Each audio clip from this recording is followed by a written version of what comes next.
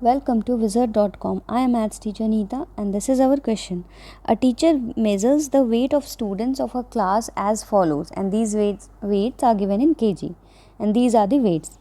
So what is the median of their weight? So first of all, let us arrange the given weight in ascending order.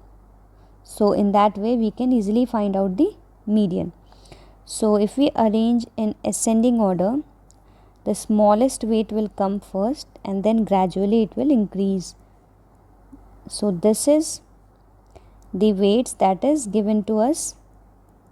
Now let us see the number of terms here. So the number of terms, if we count, it is equal to, let's say n is equal to 13. So here n is odd. Therefore we can find out the median term as n plus 1 by 2th term. So n plus 1 is 13 plus 1 by 2, which is equal to 14 by 2, which is equal to 7. Hence we can say that the 7th term is median. Now let us see what is 7th term. So 1, 2, 3, 4, 5, 6 and 7th. So 41 is the 7th term. Therefore median is 41, which is option C.